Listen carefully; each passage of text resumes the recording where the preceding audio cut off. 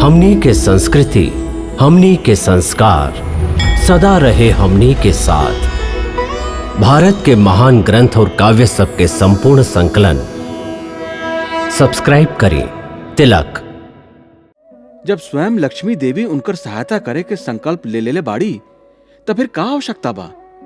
आप स्वयं ही केहू के मन में दया के भावना डाल दी। बाकी जल्दी करी, वो 5वां घर पे पहुंचे ही वाला बाणन। आपके इहे इच्छा बा त ठीक बा, हम ही कुछ कर देत हई। भगवती भिक्षाम देहि, भगवती भिक्षाम देहि।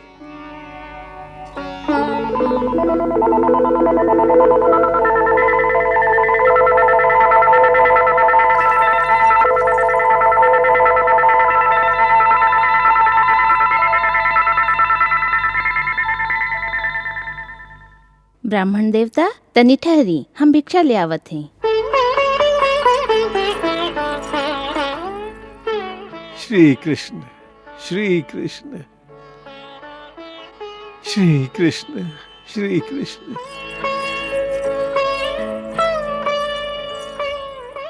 ल, आज पूर्णिमा है, घर में खीर बनल रहे, आपन लेकन के खीर खियैया।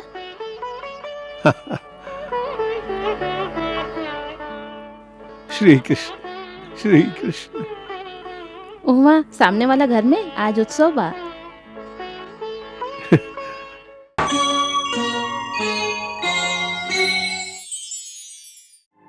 देखा रुक्मिणी, इतना में ही हमार धन्यवाद करताड़न, जैसे हम कोनो असीम कृपा कर दिले होखी उनका पर। हालांकि ई उनकर आपन कर्म से कमाइल प्रारब्ध हा। हम अपना तरफ से ओकरा में एगो दाना भी नहीं खिडरले। ई विनम्रता एगो भक्त में ही हो सकेला। ऊ तो देख रहल हई, बाकी का बाकी ई बात हमरा अभी तक समझ में नहीं आवत भगवान, कि आप सर्वशक्तिमान होके भी आपन भक्त के कुछ भी सहायता न कर रहल हई। देवी, हम तो के अभी बतौली कि जब तक सुदामा हमरा से सहायता ना मांगे तब तक हम उनका के कैसे सहायता करी। उस सहायता मांगे खातिर हमरा और एक कदम आगे बढ़ावस तो हम उनकर 100 कदम आगे जाके सहायता करी। वो कातर होके एक बार हमरा से सहायता के लिए पुकारस तो हम तुरंत उनका पास पहुंच जाई, जैसे हम गज खातिर भागत चल गए रही। लेकिन वो तो धैर्य के एगो ऐसन मजबूत चट्टान हवन जकरा के बड़ा से बड़ा तूफान भी हिला ना सके। कहीं ऐसन त ना कि आप उनकर धैर्य और धर्म के परीक्षा लेत हई कि ऊ कब टूटेलन? ना देवी, कबो तो हमके ऐसा लागता कि वो हमार परीक्षा ले रहल बाड़न कि हम कब द्रवित होकर टूट जाएं और विधि के विधान के तोड़ के उनकर प्रारब्ध बदल दी। आप उनकर प्रारब्ध के ना बदल सकी, उनकर मति के तो बदल सकीले। मतलब ई कि उनका के आपन पूर्ण भक्त बना ली ही। तुहार कहे के अर्थ बा कि वो अभी हमार पूर्ण भक्त नहीं खन? ना, अब ही उनका अंदर अपना ब्राह्मणत्व के अहम बाकी बा। उनका आपन ब्राह्मण के कर्तव्य पालन, अपना प्रारब्ध से हार ना माने और शांत चित्त रह के दुख सहे के आपन शक्ति पर गर्व बा। आप उनकर बुद्धि से ज्ञान के पर्दा हटा दी ही, उनका के ई समझा दी ही कि भक्ति में ना तो कौनो गर्व के स्थान बा, ना कौनो संकोच के और ना ही कौनो लाज के। जैसे दो प्रेमियन के बीच कौनो पर्दा, कौनो संकोच न रहे, ठीक वैसे ही भक्त तो भगवान के सामने जब चाहे रो सकेला, जब चाहे आपन दुख कह सकेला। जैसे लइका अपना माई से उंगली पकड़ के कदम कदम पर सहायता मांगेला, ठीक वैसे ही भक्त के भी भगवान से कदम कदम पर सहायता मांगे के चाहिए। बस इतना मती फेर दी, आप दोनों के काम हो जाई। वाह देवी, कितना सही रास्ता ढूंढ ले लू तू। बाकी ए रास्ता में एगो अड़चन बा। अड़चन? कैसन अड़चन? अड़चन ई बा कि उनका साथे हमार दू गो रिश्ता बा। दूगो रिश्ता? हाँ, एगो भगवान के और एगो मित्र के। ऊ हमके भगवान भी मानेलन और अपन मित्र भी। मित्र? मित्र कैसे हो गईलन? मित्र ऐसे हो गईलन कि बचपन में हम, दाऊ भैया और सुदामा एके गुरु महामुनि सांदीपनी मुनि के आश्रम में इकट्ठे विद्या ग्रहण करत रही जा। वहां हम लोग एके कुटिया में रहत रही, तब के मित्रता बा। और इहे पर सबसे बड़ा अड़चन बा, काहे कि वो भगवान से तो सहायता मांग ली है, लेकिन मित्र से सहायता ना मांगी है। काहे? काहे कि वो समझलन कि अपना स्वार्थ खातिर एगो मित्र के ऊपर बोझ डालल भा कुछ मांगल दोस्ती के उसूल के विपरीत है। मित्र धर्म एकर आज्ञा ना देला। इ तो एगो नया मुश्किल बा। यह तो हम कहत हैं। फिर भी कोशिश तो करी। उनका मन में ई बात डाली कि मित्र से सहायता लेबे में कौनो आपत्ति नहीं है। उ एह विचारधारा के कभी भी ना मनी है। उनका के तू नेखू जानत। हमके याद बा, गुरु आश्रम में एक बार यही बात पर हमसे बहस भई दे उनकर। वाह, तुहार पानी से ही तृप्ति हो गई मित्र। मित्र? तू हमके मित्र कहला? इतना जल्दी? काहे? इतना जल्दी मित्र ना कहे के चाहिए। ना, गुरुदेव कहलन केहू के बहुत जल्दी मित्र ना बना लेवे के चाहिए। काहे? काहे कि मित्र कहला पर मित्रता निभावे के पड़ेला, और मित्रता के निभावे के उत्तरदायित्व बहुत कठिन है। ऐसे केहू के पूरा तरह पर रखले बिना ओकरा मित्र ना बना लेवे के चाहिए। हम तो तुह के परख ली, ऐसे मित्र कह दीली। इतना जल्दी कैसे परख लीला? तू तो हमके जानत भी नहीं खा। देखा, हम एगो साधारण ब्राह्मण कुमार हई। यदि तोके कोनो भी चीज की जरूरत आ पड़ल तो हम मित्रता के उत्तरदायित्व कैसे निभाई? हम मित्र कहले हई ना, तो मित्रता के उत्तरदायित्व निभावल भी हमरे काम हुई। कबो जरूरत आ पड़ल तो हे मित्रता के हम ही निभाई।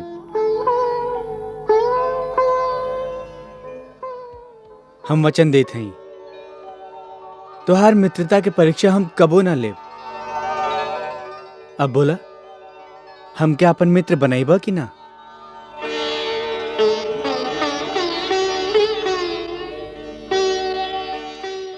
ऐसे ऐसन बाड़न सुदामा। ई सब मान लेते हैं प्रभु, बाकी हम ई माने के तैयार नहीं थी कि यदि आप सचमुच भी चाहें तो उनकर कौनो सहायता न कर सकी। आपके तो लोग बिना कारण दयालु कहेलन। हमरा से इनकर दशा देखल नहीं खे जात प्रभु, इनका पर दया करी। आप साक्षात लक्ष्मी के अवतार हैं। यही से तो जब स्वयं भगवती लक्ष्मी सुदामा के सहायता करे के ऐसन दृढ़ संकल्प कर लेले हई, तो अवश्य उनकर प्रारब्ध बदले के समय आ गइल बा।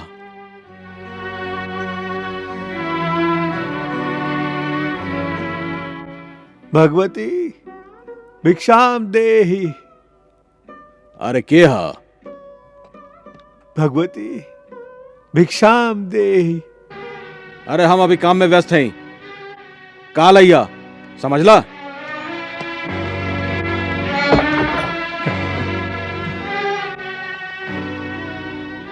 श्री कृष्ण, श्री कृष्ण।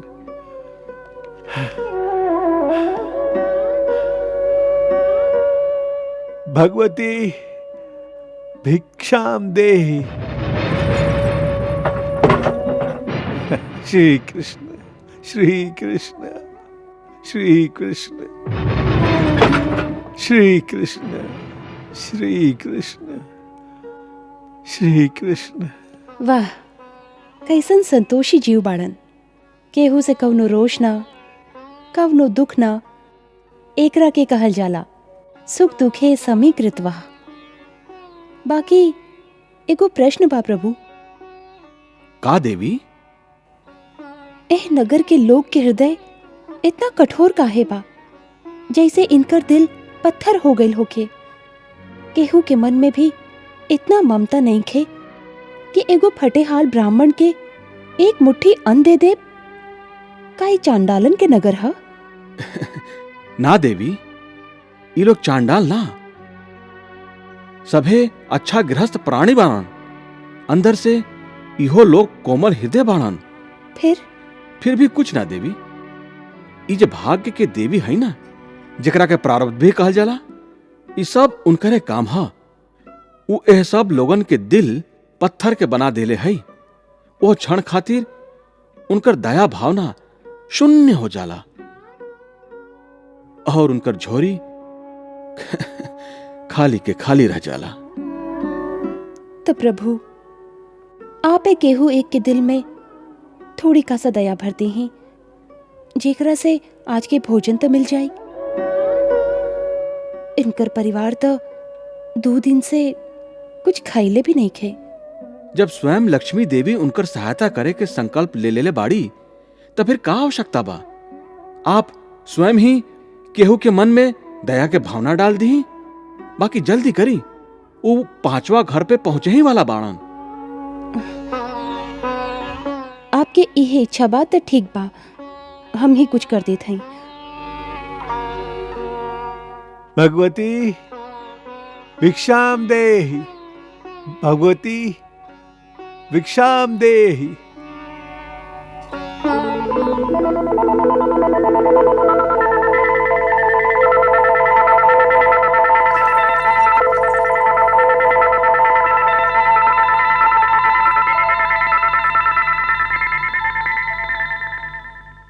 ब्राह्मण देवता तनी ठहरी, हम भिक्षा ले आवत हैं।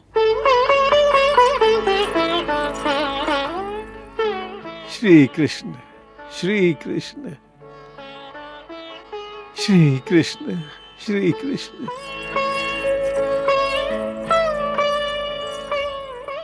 ल, आज पूर्णिमा है, घर में खीर बनल रहे।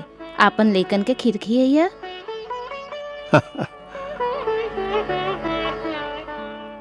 श्री कृष्ण, श्री कृष्ण।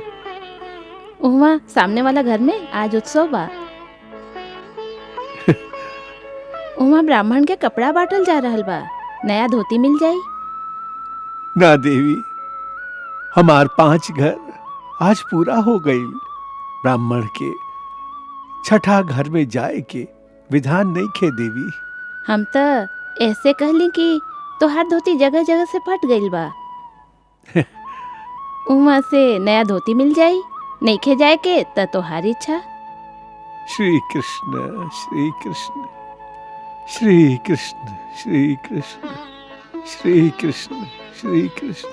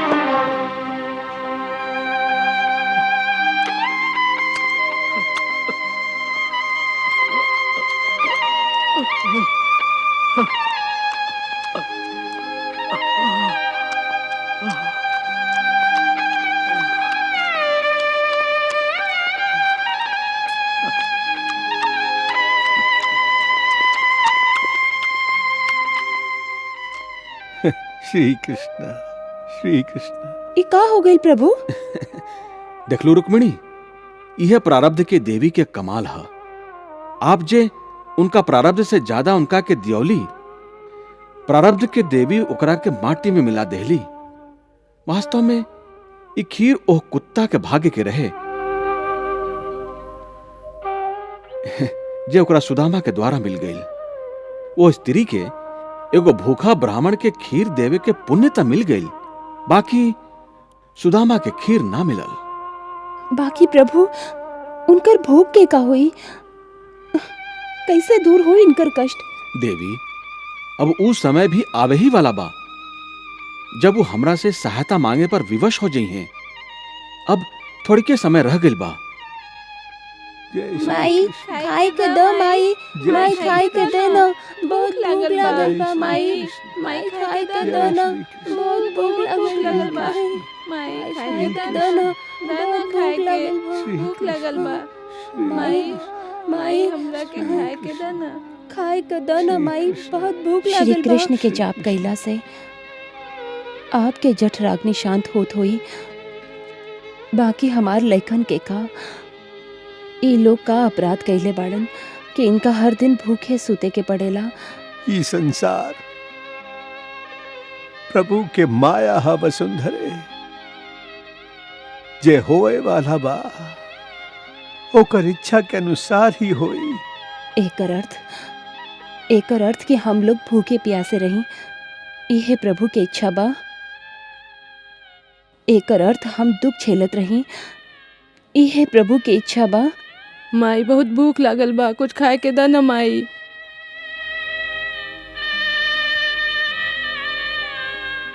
बाबूजी बहुत भूख लागल बा, कुछ खाए के दो। ना मत रो बेटा, रोला से का तुहार भूख मिट जाई। ना मत रो, रोआ मत बेटा, रोआ मत बेटा। असुवन के पी के ही आपन भूख प्यास मिटावल, यह तो हम लोग के प्रारब्ध में लिखल बा। वसुंधरे, प्रारब्ध से केहू ना लड़ सकेला। जब भाग्य में ही ना होके तो हाथ में आइल खीर के दोना भी कुत्ता खा जाला। यही से सोचे के चाहिए कि जैसन प्रभु के इच्छा होला वैसने होला। हमार बात आपके कड़वा लागेला, बाकी साच तो ई बा कि हर सुबह हम लोग एह नया आशा के साथे उठिले कि आज भर पेट खाना खाइब, और हर रात एगो नया विचार से सुझ जाइले कि कल भर पेट खाना खाइब। बाकी आज तक ना तो कबो ऐसा सुबह भइल और ना ही भर पेट खाना खियावे वाला कल कबो आइल। वसुंधरे, ये जीवन प्रभु के ही देन है। ये संसार प्रभु के ही बनावल है। वो जौना परिस्थिति में हम लोगन के राखस, वही परिस्थिति में हम लोगन के प्रसन्न रहे के चाहिए। खाए खातिर भोजन ना और नींद के आराधना करत समय भी कल के चिंता मन के अप्रसन्नता बढ़ावेला। ऐसन परिस्थिति में भला केहू कैसे प्रसन्न रह सकेला? आप ही बताएं स्वामी, ए कैसन न्याय है? न्याय अन्याय के बात काहे कर रहल बाड़ू तू? जे हो रहल बा विधि के विधान के अनुसार ही हो रहल बा। ये सब हम लोगन के पूर्व जन्म के कर्म के भोग है। वसुंधरे, अपना कर्म के फल अपने के झेले पड़ेला। एकरा में भगवान के न्याय अन्याय के बात कहां से आ गई? का एकर अर्थ ई भइल कि हम सभे पूर्व जन्म में पापी रही जे आज भूखे रह के अपना पाप के प्रायश्चित कर रहल हैं। बाकी हम लोग के पूर्व जन्म के दंड हम लोग के लइकन के काहे दिहल जा रहल बा? इहो कब्बो पूछली आप आपन श्री कृष्ण से? श्री कृष्ण, श्री कृष्ण। यदि कबो आप हमार लइकन सभे पूर्व जन्म में पाप कइले हैं तो अपना श्री कृष्ण से कहीं, उनका से कहीं कि हम आप सभे के पाप के फल भोगे खातिर तैयार हैं। श्री कृष्ण। हमके चाहे जितना दुख दे दें, बाकी आपके और हमार लइकन के 2 जून के भोजन देत रहे। वसुंधरे, यह संसार के ऐसन विधान बाकी रात के बाद दिन अवश्य आवेला। यही से दुख के बाद सुख के दिन अवश्य आई। ऐसन विश्वास रखा, ऐसन विश्वास रखा तू। हाँ, हमके विश्वास बा कि सुख के दिन अवश्य आई। बाकी हमरा जीते जी ना आई शायद। अपना कृष्ण से कहीं कि मरे से पहले हमके सुख के एक दिन तो दिखा दे। आपन प्रभु से इतना तो कह दे ही। उनका कहे के का आवश्यकता बा? वो तो स्वयं ही सब कुछ देख रहल बाड़न।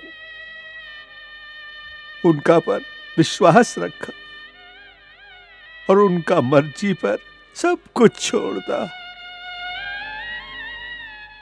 श्री कृष्ण, श्री कृष्ण, श्री कृष्ण, श्री कृष्ण। देवी, अब आपके सुदामा के बारे में का राय बा? प्रभु, आपके सुदामा महान बाड़न।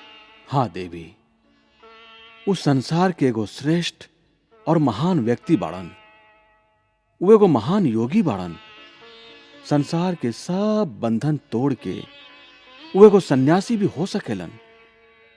बाकी जेकरा से वो ब्याह कैलन, ओह पत्नी और लइकन के जिम्मेदारी छोड़ के वो मोक्ष भी नइखन पावल चाहत। मन से वैरागी होके भी वो घर गृहस्थी के अपन कर्तव्य निभा रहल बाड़न। उनका चारों तरफ असंतोष ही असंतोष बा। फिर भी सुदामा विचलित नइखन होत। वो स्थित प्रज्ञ योगी हवन देवी।